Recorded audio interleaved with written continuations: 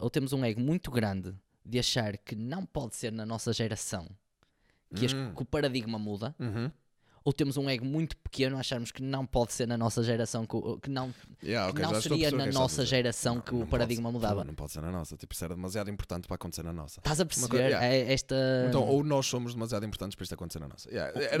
Nós somos bons ao ponto de não é connosco que descarrila o mundo, ou nós não somos bons o suficiente para o mundo poder mudar drasticamente com a nossa geração. Estás a perceber? Acabei de fazer um gesto muito mau, não sei se reparaste, sem querer. Essa conotação, Pronto. Não, mas... Pronto, e... é assim. Vídeo bloqueado por... Logo a primeira.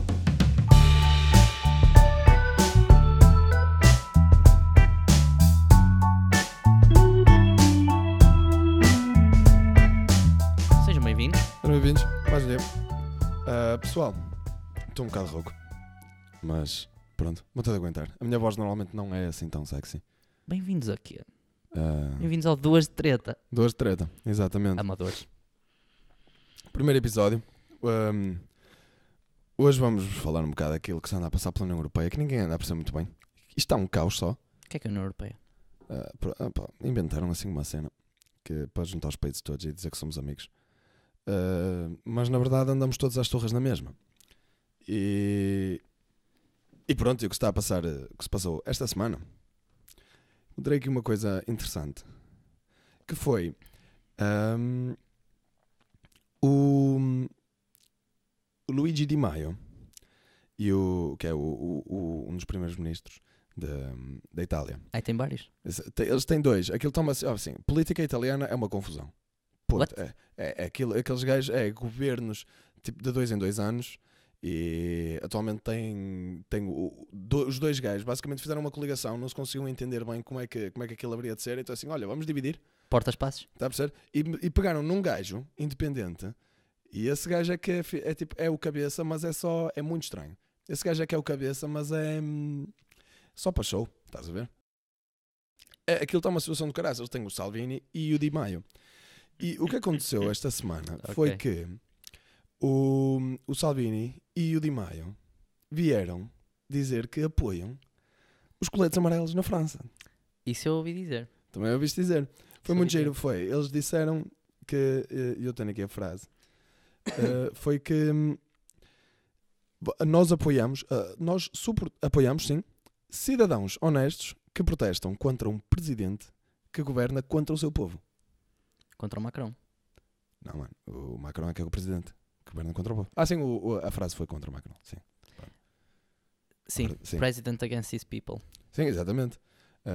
Presidente contra o seu povo. Pronto, é tal coisa. União Europeia, somos todos amigos, não somos? Salve seja. Depois acontecem estas coisas e afinal não. Acho que é capaz. Acho que este é o tipping point. Acho que este é o momento de ruptura. Não sei se não chegamos ao ponto em que não há retorno, em que a União Europeia está tão fraturada que se calhar chegamos ao ponto de ruptura, que não há como voltar para trás.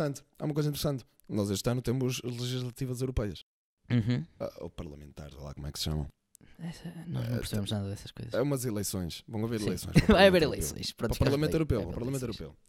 E pronto, e a situação em que se encontra a Itália, pelos vistos, a chocar mesmo de frente com a França, não é? Tipo a dizer, os coletes amarelos estão contra o governo e o governo italiano, pelos vistos, está a apoiar os coletes amarelos contra o governo francês. Sim. Isto é um bocado sem precedentes, diria eu. Isto é quase como... Isto faz-me lembrar, até certo ponto, ok, muito menos ação, mas faz-me lembrar bué os americanos com os franceses contra os ingleses. Mas uma coisa desse género, não é? Vão fazendo aqui alianças e parece que a Itália não gosta muito de Macron e não se quer aliar muito a eles. A verdade é que eles estão em espectros em lados do espectro político muito diferentes. Muito diferentes. E a verdade é, o Macron anda a implementar algumas coisas, são um bocado de partes diferentes do espectro, mas o Salvini é um tipo de populismo diferente e o Macron anda-se a tornar Aliás, eu acho que ele anda a tentar acalmar com políticas ou com atitudes populistas quando ele é exatamente o contrário. Ele... O Macron teve um conjunto de medidas que foram extremamente, foram muito pouco populares mesmo. As pessoas não gostaram nada de uma série de coisas que ele fez. Nomeadamente, que sinceramente, na minha opinião, eu digo-te, são coisas que têm de ser feitas. Agora, as pessoas não vão gostar e não. Que é, por exemplo, reduzir aos impostos à classe mais alta. Sim. Para quê? Para trazer investimento, para trazer dinheiro para dentro, para essas pessoas poderem investir na economia francesa. O que acontece?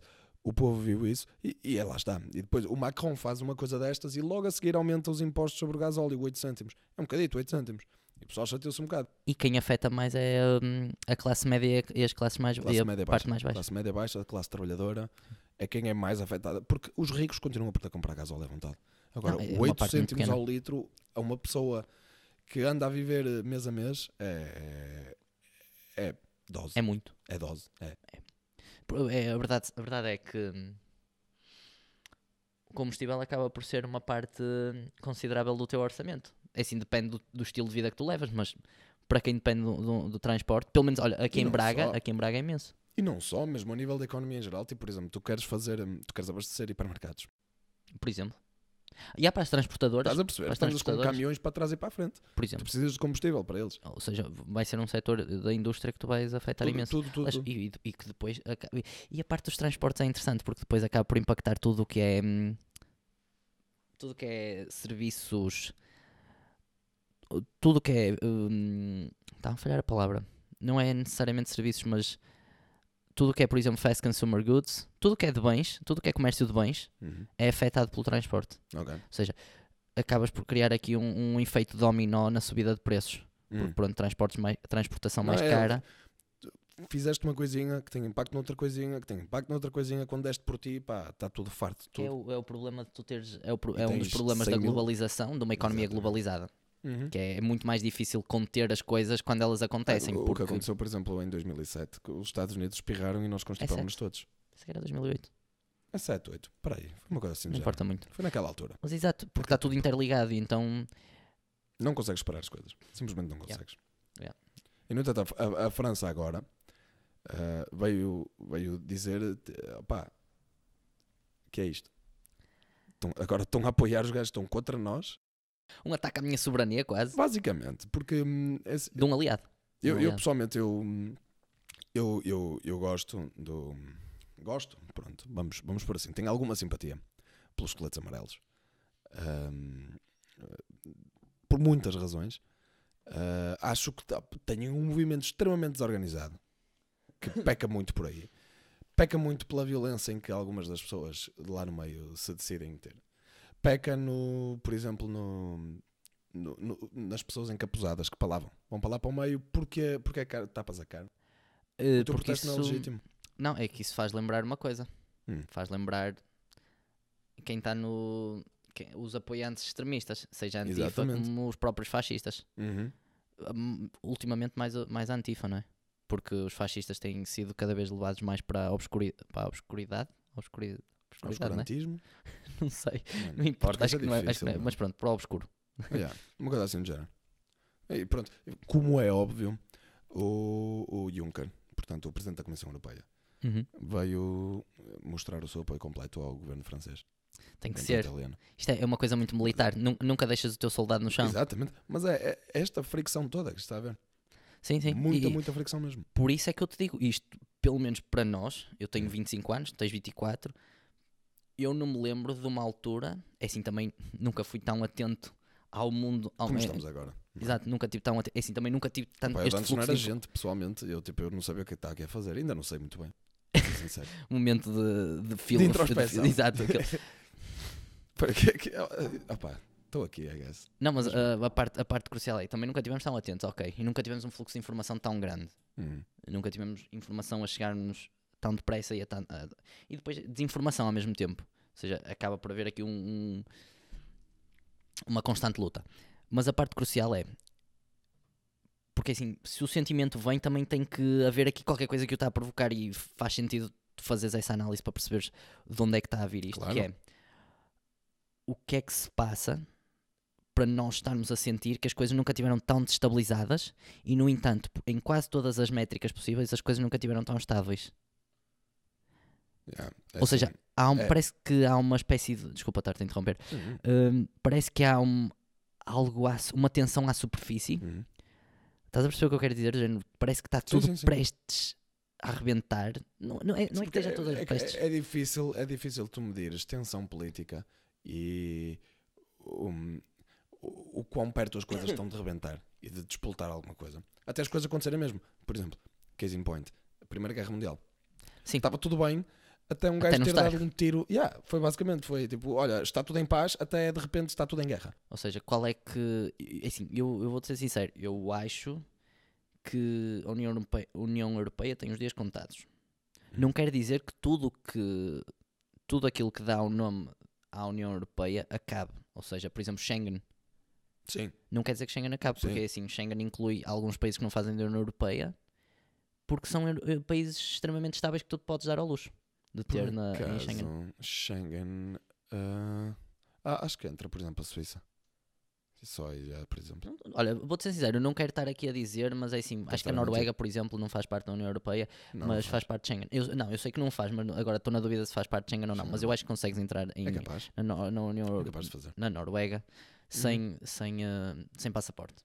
Ou seja, tens uma série de países que assim, tu não precisas de ter a União Europeia. Tu tens países piores na União Europeia, piores no sentido de serem mais perigosos e de poderes confiar menos no escrutínio deles. Por exemplo, sei lá, países mais pobres, por exemplo, a Roménia. Não quero estar aqui se houver romenos a ver, não é um ataque a vocês, nem a Roménia, mas simplesmente a Roménia, em quase todas as métricas, é um país que acho eu está abaixo da União Europeia, da média da União Europeia. Em praticamente tudo, I guess. Mas é como a Roménia, há outros. E a questão está no facto de que eu já fui à Roménia e entrei lá com o meu cartão de cidadão. Sim, não tens problema nenhum. E depois, a grande questão aqui imagina, primeiro acho que é muito importante separarmos a Europa da União Europeia. Sim. A Europa não vai a lado nenhum. A União Europeia, em princípio, eu acho que vai um dia destes. Ok, eu estava a perceber, quando disseste não vai a lado nenhum, pensei que estavas a dizer não vai a lado nenhum, isto não dá nada. Ok, já percebi. Não vai a lado nenhum, não a acontece Europa nada. vai ficar aqui. De repente vamos desaparecer? Não. Não. Vamos ficar aqui, em princípio, durante alguns milhares de anos, ou se calhar milhões de anos. Pelo menos assim, o continente em si, né? Depois, a União Europeia está com muitos graves problemas, está muito fragmentada, tens nitidamente duas fações dentro da União Europeia. Era isso que eu queria, é isso que tu tens aí alguma coisa para nos falar? Tenho um bocado. Aliás, não tenho um bocado, tenho aqui uma notícia que vai ao encontro disso, que é... Okay. Pronto, eu vou ler o título da notícia, é mais fácil. Salvini, o primeiro-ministro, um dos primeiros-ministros, eu ainda não percebi se é ou não, tu dizes que é. É uma situação estranha. Okay. Vamos aceitar só. O primeiro-ministro, porque eu quando ouço falar mais do Salvini, o Salvini sugere uma primavera europeia de forma a acabar com o eixo Alemanha-França no continente, na Europa. O que é que isto significa? Isto significa exatamente isso que tu estás a dizer. Duas fações. Uma fação que já existia, que era a que incluía toda a gente, mas que tinha apoiantes que estavam... Não havia apoiantes, mas havia movimentos políticos dentro de vários países que eram contra este domínio franco-germânico. E pelos vistos agora que pessoas que estariam normalmente nesses movimentos estão a vir ao de cima, estão a ganhar poder, estão a poder, como elas ganharam poder, então é o país todo que está... os países que estão-se a tornar... Eu acho que o que aconteceu foi, nós entramos em eleições. Nós primeiro nós tivemos uma série de problemas na Europa que chatearam toda a gente. Um deles foi a crise dos refugiados. Meus amigos, a Alemanha está partida ao meio no que toca à crise dos refugiados. Tem gente que está a dizer, por favor, parem com isto. A França a mesma coisa. A Itália a mesma coisa. E houve eleições na França. Por acaso, não decidiram eleger a Marine Le Pen. Hungria. Exato. A Hungria também. Muitos países mesmo. Aliás, já ouvi falar disto na altura, que poderia ser perfeitamente a crise dos refugiados que ia levar ao fim da União Europeia. Não por causa da crise dos refugiados em si, mas tudo o que ela implicava depois. Porque as pessoas fartaram-se um bocado. Eleições na Itália, populistas. anti-União Europeia. Hungria, anti-União Europeia. Polónia, anti-União Europeia. Entretanto, este ano vamos ter, lá está, as legislativas, as eleições para o Parlamento Europeu, em maio, meu amigo, não esqueça de votar. Vocês não se esqueçam de votar. E o que acontece é que se elegerem suficientes partidos, deputados de partidos anti-União Europeia, vais ter um Parlamento Europeu anti-União Europeia? Ou seja, aquilo que eu vejo acontecer é: olha, estamos aqui todos reunidos para dissolver a União Europeia, obrigado. Mas é que é um bocado isso que acontece, não é? Eu acho que, eu sinceramente, se é para as coisas acabarem assim, eu não sei até que ponto isso não é a melhor forma de se fazerem as coisas. Porque eu acho que essa é capaz de ser das formas mais pacíficas. É tipo, as pessoas votaram, as pessoas não querem mais, vamos parar, vamos arranjar uma forma de nos entendermos todos, vamos continuar a fazer comércio entre nós todos, vamos continuar a viajar de um lado para o outro e tal, mas vamos com um bocado mais calma. Porque, como tu disseste, acaba por ser um eixo França-Alemanha que controla muito as coisas ali no meio entre eles dois e dá pouca flexibilidade aos países de fazerem. Por exemplo, no que toca, por exemplo, ao controle de fronteiras, que é a grande coisa que o Salvini se chateava. Por exemplo, pronto, eu agora vou falar de uma coisa de um conceito que eu gosto muito e não o vou explicar, isto leia quem quiser. A França e a Alemanha, no que toca à crise dos refugiados, têm muito pouco skin in the game. Ok.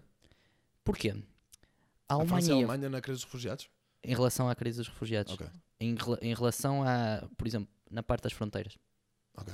Por exemplo, a Hungria e a Grécia, principalmente a Grécia, por exemplo, gramaram muito mais com a entrada de refugiados sem rei nem roque, e a Itália, do que a Alemanha e a França. A Alemanha e a França tiveram tempo e tiveram distância para poderem decidir em que termos entravam as pessoas lá. E mesmo assim fizeram burrada, mas pelo menos tinham a possibilidade. Já a Itália não teve.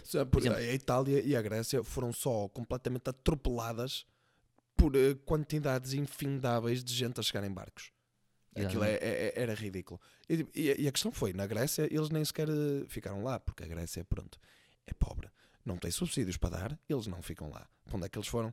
Para a Alemanha e Suécia. É onde é atualmente a Alemanha, Suécia, tens muito em Itália, se bem que o Salvini está a querer limpar um bocado, tens muito em França também, que é onde há muitos subsídios. A Grécia é pobre. É uma das razões pelas quais nós não temos refugiados praticamente nenhum em Portugal. Eles não querem vir para aqui. Pois não. Bom, quando podem estar na Suécia a receber tudo, vêm para aqui para não receber nada. Então... Nós oferecemos. Isso foi uma coisa que eu achei engraçada. Nós oferecemos. Exato. Mas para receber, acho que foi, não sei se era mais de 1 milhar de refugiados. Tens a coisa engraçada que é, eles depois vazam. Mas é assim, eu ouvi um argumento, mas eu tenho dúvidas em relação a esse argumento. E é assim, não chega a toda a gente, isso tenho a certeza que é. Muitos deles querem ir ter com familiares. Sim. De certeza que não é toda a gente. Eu não faço a mínima ideia. No que toca a familiares. Isso é aquelas especulações. Pode perfeitamente ser. É assim, custa-me acreditar que seja 9 em cada 10 refugiados têm família na Europa. Parece-me muito importante. Não, a grande questão é, imagina, a crise de refugiados começou, chegam aqui uns, vão para onde há mais subsídios, os outros querem ir ter com a família. Acabam por ir ter aonde há mais subsídios. Ou seja, acaba por haver uma facilitação. Eu por acaso não sei se muita gente sabe disto. A Alemanha sozinha, em 2015, recebeu 1 milhão de refugiados. A Alemanha sozinha, só em 2015, 1 milhão de refugiados. A Alemanha tem tipo o que é 60 milhões de pessoas? Sim. 80 milhões. 80 milhões de pessoas. Mais de 1%. Sou mal a fazer contas que... Sim, é. Mano, se fosse... Estou a brincar. Okay, 1% seria 800 mil pessoas. Exato. Pronto, é pouco mais. Estás a perceber a dimensão do problema? É ridículo mesmo. Muita gente. Acho que o problema não tem tanto a ver com ser 1 milhão de pessoas. Tem a ver com serem 1 milhão de pessoas de uma cultura radicalmente diferente da cultura para onde vão. Não tem nada a ver com a nossa. Eles não... Há princípios básicos. E depois há uma coisa. Acreditamos que eles não. Há aqui uma coisa que nunca se fala, ou pelo menos eu ouço pouco falar no que toca a isto da imigração dos refugiados, que é, se os refugiados são pessoas que estão a emigrar por por, força das circunstâncias e não por vontade, não são necessariamente as pessoas mais predispostas a emigrar. Ou seja, é assim, normalmente quando as pessoas imigram de livre e espontânea vontade, vão com uma ideia de se adaptar porque o objetivo delas é se ingrar no país de origem, no país nos Estados Unidos, que as recebe. todas as pessoas que foram para os Estados Unidos, por exemplo, pós-Segunda Guerra Mundial, Toda a história da imigração. Toda a história dos Estados Unidos, principalmente, essa. Eu acho que isto se deve a um princípio muito simples, que eu já vi vários economistas a falar disso. É a primeira vez na história em que nós estamos a fazer imigração com um Estado social. Não vamos ficar a falar um vídeo inteiro sobre a crise dos refugiados, não é? Não convém.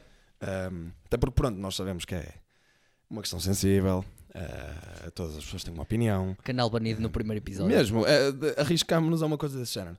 E eu oferecer suscetibilidades e não é de todo o que nós queremos fazer. Se bem que, pronto, é a nossa opinião e é a nossa opinião. Eu gostava de fazer aquele feliz episódio número 100. Exato, não. A este ritmo, não. mas sim, pronto, sem querer delongar demasiado nessa questão, nós temos efetivamente uma Europa fraturada, profundamente fraturada. Uma Europa não, uma União Europeia. Porque eu acho que há uma coisa que não muda, e é isso que é a parte mais brilhante no meio disto tudo. É que os europeus continuam a gostar de si próprios. Os portugueses gostam do resto da Europa toda. Isso é uma coisa que reparas quando viajas ou quando falas com pessoas, com outros europeus. Os povos da Europa estão unidos. Os governos não. Mas é muito importante separarmos os povos dos governos. E aliás, e lá está. E nos casos em que é preciso, pronto, passo a expressão, não é? Não sou eu quem define o que é preciso ou não. Mas se existe um governo que as pessoas acham, cof, França, que não está a representar o seu povo, não é? Como o próprio Salvini e o Di Maio o disseram. Eles concordam? Não, é assim, o Di Maio e o Salvini é que dizem. Não, mas eles não se bem um com o outro? Vão-se dando. Vão-se aguentando. Ok, pronto. É tipo uma coligação. É o que eu te digo. É muito estranho. Fica para outro vídeo. É muito estranho. Okay. E se as pessoas acham que o governo não os está a representar, pá, façam o que têm a fazer, I guess. Tu é que eleges o governo, não é? Não é? Tu é que votas, tu é que decides como é que é. Por isso, é uma democracia, não é? Já agora, eu queria falar de uma coisa que anda de mãos dadas com isto. E agora vamos entrar aqui no campo do... Não é de abstrato, mas vamos falar de uma coisa que anda de mãos dadas com... Aliás, é nisto que eu vou falar que isto é capaz de estar predicado. Ou um ou outro. Um é predicado do outro, basicamente. Uma cena estranha. Uma coisa que eu tenho andado a pensar muito, que é, tivemos a falar disto, da possibilidade da quebra da União Europeia, blá blá blá, essas coisas todas. Uma coisa que eu tenho andado a pensar, isto é pensar num sentido mais macro, pensar assim, um pensamento mais global das coisas. Porque é que nós achamos... lá está, eu não sei se isto aqui é... Estão a falhar a palavra. Se isto é... Estão a falhar completamente a palavra. Isto é muito mau. Eu não sei do que estás a falar, mano. Não te preocupes. Mas pronto, olha, vou passar isso à frente e acho que consigo dar a volta a isso, que é... Nós temos um ego muito grande ou temos um ego muito pequeno. O engraçado aqui é que pode ser ou um ou outro. Ambos vão funcionar. Que é, ou temos um ego muito grande de achar que não pode ser na nossa geração que o paradigma muda, ou temos um ego muito pequeno a acharmos que não pode ser na nossa geração, que não seria na nossa geração que o paradigma mudava. Não pode ser na nossa, tipo, isso era demasiado importante para acontecer na nossa. Estás a perceber? Então, ou nós somos demasiado importantes para isto acontecer na nossa. Nós somos bons ao ponto de não é connosco que descarrila o mundo. Ou nós não somos bons o suficiente para o mundo poder mudar drasticamente com a nossa geração. Estás a perceber? Acabei de fazer um gesto muito mau, sem querer. Essa conotação, Não, mas... Pronto, e... é assim. Vídeo bloqueado por... Logo à primeira. Não, sem dúvida. Tipo, eu digo-te uma coisa, eu não concordo todo com isso. Não concordas com que parte? Não, concordo com o que dizes. Agora, eu acho que definitivamente vai ser agora que vai mudar tudo. Tipo, Acho que isso começa a se tornar um bocado... A cada dia que passa começa a se tornar cada vez mais óbvio. Ok, que achas que vai ser na nossa geração que o paradigma todo muda, que, Mano, género, acho que daqui a vai 20 anos as coisas vão estar radicalmente diferentes no que toca à configuração Sim. da sociedade, Sim. da política, tudo? Sim. Bold claim. A bold claim, opá, pronto. Daqui a 20 anos, mano, digam-me qualquer coisa. Está aqui gravado. Olha, efetivamente, está para o Para a posteridade. Mano, para mim é muito simples. Tipo, é uma questão de eleições. E as pessoas, tipo, já deu para ver que tá mesmo, o pessoal está mesmo um bocadito farto. Digo eu. Tipo, aqueles, já viste vídeos dos coletes amarelos, mano? Aquilo está mesmo agreste. Já. Aquilo está mesmo agressivo. E Não sei se é suficiente. É só isso. Pois lá está, também tens, olha, isso por acaso leva-me uma coisa que também encontrei para aqui, que o governo francês já anunciou medidas para controlar os protestos dos coletes amarelos. Perigoso. Primeiro, muito perigoso. O princípio é muito perigoso. É um bocado muito autoritário. Pode resbalar facilmente Olha, eu vou-te ler. Ok. O governo francês anunciou planos para controlar o que eles chamam de protestos não sancionados. Estás a perceber? Ou seja, agora os protestos, para serem efetivamente protestos válidos, para as pessoas poderem protestar, o governo tem de aprovar deles. Ou seja, isto aqui... Ou seja, não há protestos, não é? Pronto. Eu não sabia disto, mas isso é perigoso. Não, é muito mau. Muito perigoso. Isto juntas a uma coisita que eu também já vi se calhar já há meses, se calhar já faz meses para cá. Deixa-me só dizer, para... Às vezes pode haver aqui alguém, não tentando insultar a inteligência de ninguém, mas se calhar pode haver alguém que vá ouvir isto e não perceba porque é que é tão perigoso. Se calhar eu posso dar uma curta explicação só de porque é que é perigoso. Aliás, porque é que é tão perigoso? Porque é que se fala tanto em criar precedentes? Porque é que os precedentes são uma coisa tão perigosa? Exatamente. Porque o precedente abre caminho para uma série de comportamentos ou de leis ou de... põe em causa alguma coisa moral ou ética, alguma coisa da nossa política que previne também uma série de outras coisas. Por exemplo, neste caso, é muito perigoso fazer isto porque dá ao governo o poder de definir o que é um protesto legítimo. Exato. E se o governo em algum momento se tornar um governo ditatorial, ou se em algum momento... Todos os protestos serão ilegítimos. E o que é que começa a acontecer? Começas a pôr em xeque a democracia. Claro. E, aliás, isto já é pôr em xeque a democracia, porque é assim, exatamente, ou se pode protestar ou não. Não há meio termo. Não vais protestar de forma sancionada. Tipo, isso é um eufemismo. Porque a coisa interessante aqui é... Tu não tens nenhuma autoridade, nenhuma figura de autoridade completamente imparcial que consiga definir isto sem porem... O governo é parcial porque é feito de pessoas. Percebes? É isso que eu quero dizer. Ou seja, é muito perigoso porque está dependente de outras pessoas. O que nós precisamos de encontrar sempre é mecanismos que permitam com que as coisas não sejam manipuladas. Por isso é que nós deixamos que haja protestos, sobretudo, desde que tenham que ser avisados e essas coisas todas. E depois os próprios protestos tenham um nível de apoio popular. Claro. Tipo, o próprio povo nota isso e tipo, opá, quando um protesto não tem apoio popular, as próprias pessoas não ganham atração. Exatamente, não é? É quase o mercado livre das ideias. Agora, o que acontece aqui, o grande problema aqui é que os coletes amarelos têm uma taxa de aprovação popular de 75% a 80%. E agora este mano diz-me, tipo, olha, não, afinal não podem protestar, não deixo. Ou seja, vais mandar dar uma curva a 80%. Só porque, pronto, ele já aprendeu um dos organizadores do protesto. Okay. Eu pensei que o protesto era um bocado grassroots. E é um bocado, só que imagina, tens, por exemplo, organizadores de Facebook e não sei o quê. Acabas por ter sempre pessoas a encabeçar. Era um camionista, Eric Drouet. Não seria Eric? Eric Drouet. Digo eu. Um camionista já foi preso. Okay. Aliás, já tiveste milhares de pessoas presas. Mas a maior parte delas há de ter sido por questões de violência, e tudo mais. Que é pronto. Isso é legítimo. Não é? É um bocado. Ainda vamos ver o que é que vai acontecer àquele boxer, que acho que toda a gente viu também. Ai, que esmurrou polícias. Não, mas o gajo estava-lhes a dar uma porrada, que aquilo foi muito bonito de se ver. Eu, por acaso, gostei. Eu não. Opa, eu achei muito engraçado mesmo. Mas pronto, isso sou A partir do eu momento em que a que gosto de França- ver coisas dessas. Não, a mim faz-me sempre confusão quando a partir. Sabes que é aquela cena? Eu sou um gajo muito humanitário.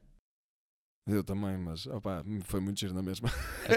eu Gostas de posso fazer dizer? essa Não sei. desensatização. Yeah. Eu, por acaso, a mim faz-me sempre confusão. Faz-me sempre confusão. Não, foi giro ver 4 polícias com capacete, com escudo, com o cacetete na mão, com medo de um gajo que só tinha tipo os braços dele.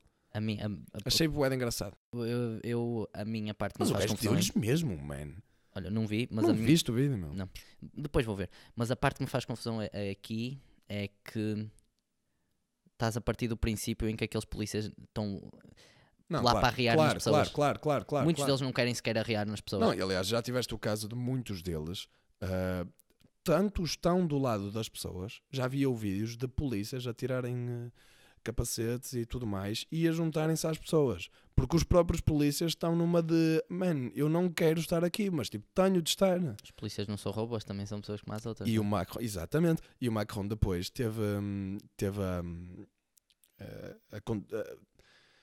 para conseguir fazer com que os polícias continuassem a fazer o trabalho deles e não se juntassem, porque se o Macron perde a força na polícia, então aí acabou tudo.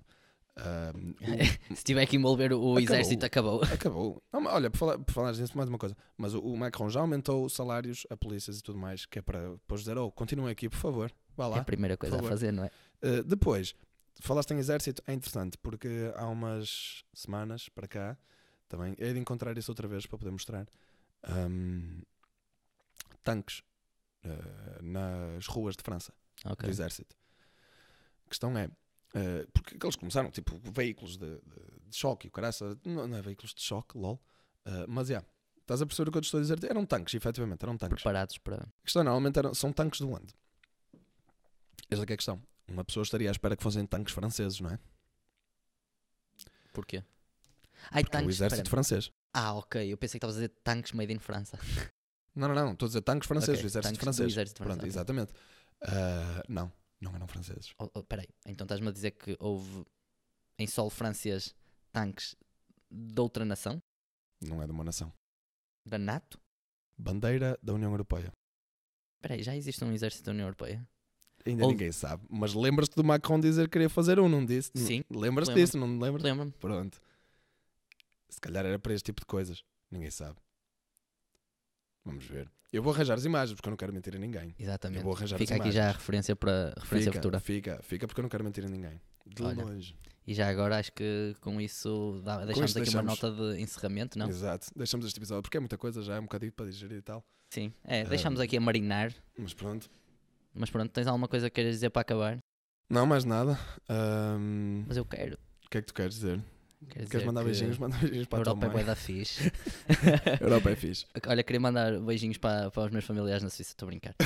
Isto é aquelas coisas que nós devíamos cortar, mas vamos deixar estar. Que é para dar um certo nível de realismo à coisa, mas acho que é mesmo crucial perceber que podemos mesmo estar num. E é isto que eu quero deixar a marinar, que é pôr os telespectadores, apesar disto não ser para a televisão, vou-lhe chamar telespectadores à mesma. Telespectadores. Não, ou quem estiver só a ouvir no SoundCloud, por exemplo, Sim. ou noutras plataformas, acho que é mesmo crucial fazer uma pausazinha E termos noção. de uma coisa em específico, que é porque é que não pode ser desta que as coisas mudam. A minha questão é, será que os cidadãos de Roma, quando Roma caiu, estavam a contar? Eles não faziam a mínima ideia. Ué. E com estas nos despedimos. Exatamente. Obrigado, pessoal. Até à tudo. próxima. E Espero que isto tenha um segundo episódio, que não nos fechem o canal. E pronto, Já não digo nada. é isso. É rezar pelo melhor. Até à próxima, pessoal. Até à próxima. Obrigado, pessoal.